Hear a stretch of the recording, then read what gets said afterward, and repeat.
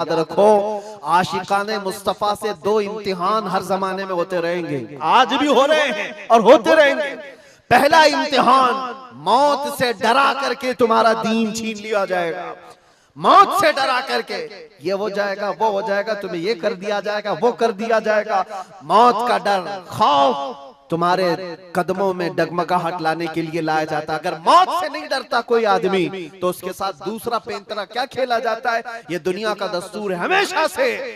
जब देखती है दुनिया के ये मौत से डरता नहीं है तो फिर इसको औरत और दौलत की लालच से खरीदने की कोशिश की जाती है। ये दो चीजें ऐसी हैं जो अच्छे अच्छों का सौदा कर जाती हैं। बहुतों ने अपना ईमान सिर्फ शबाब पर बेच दिया है, हुस्न शबाब को देख करके। औरतों के दिल दादा हुए या दौलत के दिल फरेब हो गए और उन्होंने अपना दीन का सौदा कर लिया है।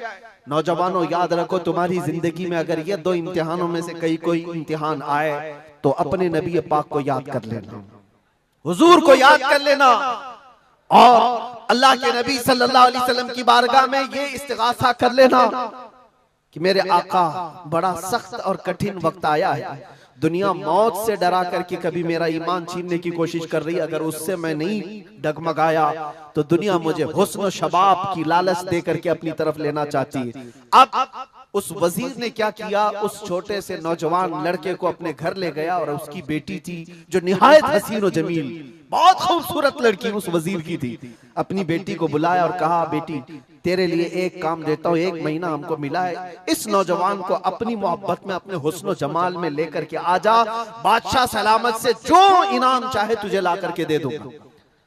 अपनी लड़कियां आशिकाने मुस्तफा को खरीदने के लिए कल भी भेजे जाते थे, आज भी भेजी जा रही है। हो सकता है बहुत सारी जगहों पर जो हमारे लोग मुर्तद होते जा रहे हैं, वो जो बच्चियां आज अपने दीन और ईमान का सौदा करके भागती हैं किसी गैर के साथ और कहीं जा करके शादियां रचाती, वो ये समझती हैं कि ये कॉमन सी बात है। वो दीन बेचने वाले लोग हैं, उनका हिस्सा दीन इस्लाम में कुछ नहीं। कल क़यामत के दिन देखना, तुमने अपने नफ्स की खातिर एक गैर मुस्लिम के साथ भाग करके निकाह किया, चाहे वो बेटी हो कि बेटा हो, अपने दीन से सौदा किया है और गद्दारी की है। कल क़यामत के दिन मुंह तो अल्लाह को दिखाना है, हुजूर की शफाअत के बगैर तो कुछ होना नहीं है। देखना हश्र में जो हुजूर पाक सल्लल्लाहु तआला अलैहि वसल्लम के साथ तुम खड़े रहोगे कि हम खड़े रहेंगे, वो वक्त आने वाला है। उस नौजवान के साथ क्या हुआ, वजीर ने अपनी बेटी तो लगा दी, अल्लाह की पनाह मेरे अजीजों, हुजूर पाक का इश्क का एक कतरा भी जिसके दिल में आता है, ऐसी चीजें उसके पांव को नहीं डगमगाती, ना कभी उसका ईमान खरीद सकती हैं, ना उसके दीन का सौदा कर सकती हैं। वो लड़की रोजाना आती, रात के वक्त बैठ जाती और ये नौजवान जैसी महसूस करता, मेरे कमरे में अकेले तन्हा रहने के बावजूद वजीर की खूबसूरत हसीन जमील बेटी, जिसके निकाह के पैगाम बादशाहों के औलाद से आया करते थे, शहजादे निकाह का पैगाम भेजा करते, वो लड़की मेरे पास आकर बैठ जा रही है। नौजवान क्या करता था, मुसल्ला बिछाया और सजदे में गिर गया। जब तक वो उठती नहीं थी ये सर उठाता नहीं था। ये रात भर के सजदे इसके इसी तरह रहते, वो ऊँगती रहती, देखती रहती, इंतजार करती रहती और थक करके वापस चली जाती। महीना गुजरने को आया था मेरे अजीजों, उस नौजवान ने आंख भरकर एक बार देखा भी नहीं और वो थक हार करके महीना खत्म होने के बाद उस नौजवान को मुखातब करके कहती है, ऐ नौजवान एक बार मेरे हुस्न को देख तो ले, मुझे देखने के लिए बादशाहों के बेटों की भी कतार लगती है, कई बड़े बड़े लोग पैसों के अंबार लगा सकते हैं मेरे हुस्न को देखने के लिए, एक तू है कि मैं आता हूं तो मुसल्ले पे गिर जाता है, उठ एक बार देख तो ले, मुझे अल्लाह ने कैसा हुस्न दिया है, कैसा जमाल दिया है, एक बार देख तो ले। उस नौजवान ने आंखें झपकाए बगैर, पलटे बगैर जवाब दिया कि ऐ खातून, तू अपना ये हरबा इस्तेमाल करना बंद कर दे, ये तेरा काम मुझ पर चल नहीं सकेगा। वजह यह है, जिन आंखों में एक बार जमाले मुस्तफा बस चुका हो, उसको दुनिया का हुस्न कभी धोखा नहीं दे सकता, दुनिया का जमाल उसे खरीद नहीं सकता। वो खातून उठ गई और जवान की इन बातों से उसके दिल पर ऐसा वलवला तारी हुआ। वो खातून कहती है, ऐ नौजवान खड़ा हो जा, मैं तुझे खरीदने नहीं आई, मैं तुझे अपनी दामे फरेब में फंसाने नहीं आई, उठ जा, अब मेरी एक अर्जी सुन ले। नौजवान उठा और पूछा, क्या अर्जी है? कहती है कि मैं अब तेरी मोहब्बत में गिरफ्तार हूँ, मैं चाहती हूँ कि तू मेरे दीन में ना आ, बल्कि तू अपने दीन में मुझे दाखिल कर ले। जिसके हुस्न ने तेरी आंखों को ऐसा बाकमाल बनाया है कि तन्हा होते हुए भी कभी तूने मेरे हुस्न को नहीं देखा, मैं चाहती हूँ कि उस हुस्न के पैकर जमाले मुस्तफा की मैं भी दिलदादा हो जाऊं। उस नौजवान को उठाया और कहा, मुझे पढ़ा दे ला इलाहा इल्लल्लाह मुहम्मदुर रसूलुल्लाह। हर जमाने में आशिकाने मुस्तफा जो होते हैं, हर जमाने में जो आशिकाने मुस्तफा होते हैं, वो दूसरों की छाप अपने ऊपर लेते नहीं हैं, बल्कि जहां जाते हैं अपनी छाप दूसरों पर छोड़ करके आते हैं। यही होती है जिंदगी आशिकाने मुस्तफा की। उस नौजवान ने उसे कलमे तैयबा पढ़ाया और उस खातून ने कहा, चलो यहाँ से निकलो, कुफरिस्तान से निकल करके हम निकाह करते हैं और साथ जिंदगी गुजारेंगे। तवज्जो चाहता हूँ, तवज्जो चाहता हूँ, ये मेरी बात को खत्म होने दो।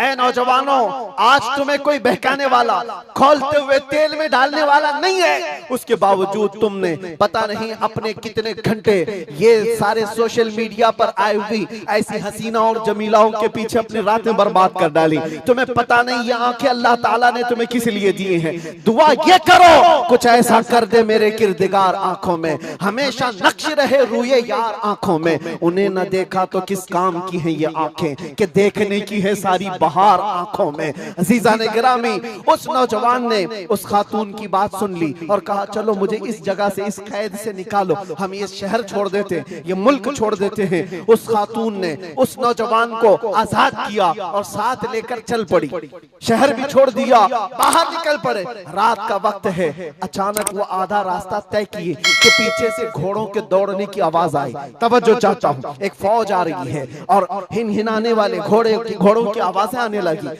दोनों डर गए। नए लोग हैं, नौजवान लड़का है, नौजवान लड़की है और शहर से भागे हुए हैं, दीन इस्लाम कबूल करके निकले हुए हैं। बादशाह को हो सकता है खबर हो गई होगी, वजीर को पता चल गया होगा कि कैद से निकला हुआ ये फरार मुजरिम हमारा शहर छोड़कर जा रहा है। पूरी फौज आती हुई नजर आ रही थी। ये दोनों एक दरख्त के पीछे ओट पर छुप कर खड़े हो गए। पता नहीं अब इसके आगे क्या होने वाला है, हमें गिरफ्तार कर लिया जाएगा, हो सकता है हमारा भी अंजाम वही होगा जो हमारे दो भाइयों के साथ हुआ। लेकिन इत्तेफाक की बात है, वो घोड़े करीब से करीब आते गए, वो फौज करीब आ गई और जब आ गई तो करीब आकर वो फौज रुक गई। इन्होंने देखा नहीं ये फौज कौन थी, ये लोग कौन थे। दरख्त के पीछे छुपे हुए हैं नौजवान और वो दुशीजा। अचानक आने वाली फौज में से एक गरजती हुई आवाज आती है, नाम लेकर के नौजवान का पुकारा जाता है, ऐ फलां बिन फलां बाहर आ जा, बाहर आ जा। बाहर ये नौजवान आता है तो देखता है बादशाह की फौज नहीं है, वजीर की फौज नहीं है, बल्कि वो दोनों शहीद भाई घोड़े पर सवार है और सारी फौज में रसूलुल्लाह के वो शहीद सहाबा तशरीफ लाए हुए हैं। नारे तकबीर, नारे रिसालत, नारे रिसालत।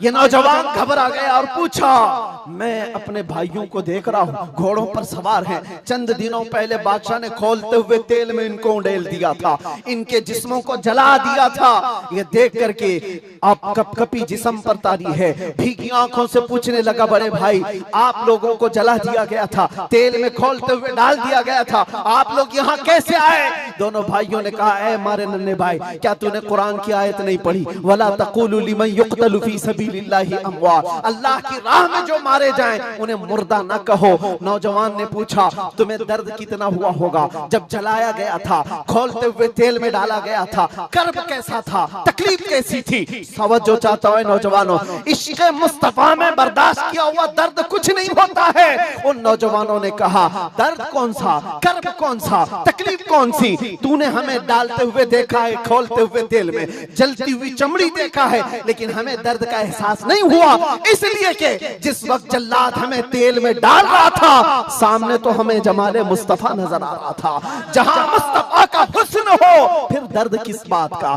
कर्ब किस बात का। इसीलिए तो सहाबा का ये नारा था, या रसूलुल्लाह या रसूलल्लाह कुल्लु मुसीबतिन बादका जुललुन, ऐ अल्लाह के रसूल अगर आप हैं तो फिर हर मुसीबत हल्की है, हर मुसीबत छोटी है। ऐ नौजवानों, दुनिया ने खरीदने की कोशिश की है, लेकिन जो जमाले मुस्तफा का दिल दादा है वो दुनिया के हालात से न बिकता है न झुकता है।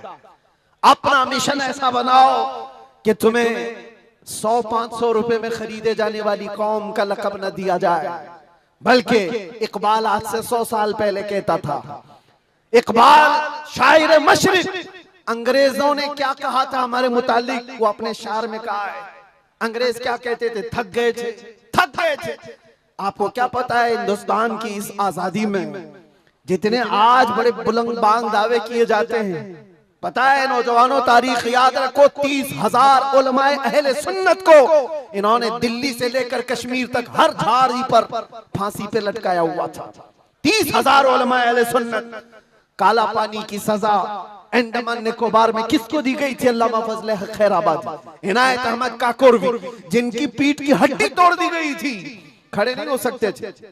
8-8 साल 10-10 साल तक झुकी हुई कमर के साथ इनको सजाएं दी गई। किफायत अली काफी कौन है जिनको भरे बाजार में चौराहे पर लाकर अंग्रेजों ने फांसी पर चढ़ाया था। जालिमात तारीख भुला देते हैं, या तारीख के चेहरे पर आज मट्टी थोपने की कोशिश की जाती है और हमारे नौजवान है कि याद नहीं रखते हमारी तारीख।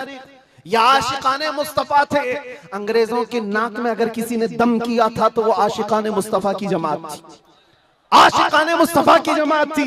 किफायत अली काफी को सूली पर चढ़ा रहे थे, लेकिन जानते हो उससे पहले किफायत अली काफी एक आलिम दीन, उस आलिम दीन को गिरफ्तार करने के लिए कितने कुत्ते आए थे? 3,000 अंग्रेजों की फौज ने मिलकर के एक आलिम दीन को गिरफ्तार किया था। हमेशा से यही तारीख रही है, हमेशा से। इसलिए कि पता है कि रसूलुल्लाह सल्लल्लाहु ताला अलैहि वसल्लम का शेर 1-2 के काबू में आ भी नहीं सकता।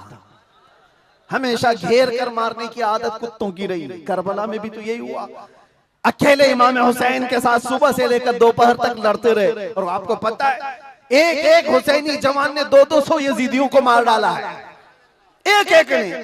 तारीख खाली मरने वालों की ना बताओ, शहीद होने वालों की नहीं बताओ, ये भी देखो हुसैनियों ने कितनों को सुलाया है। एक हुर बिन यजीद जो एक रात पहले इमाम हुसैन के पास आकर बैत किए थे, एक रात पहले, और उन्होंने दूसरे दिन जंग शुरू की थी तो 120 लोगों को मारा था।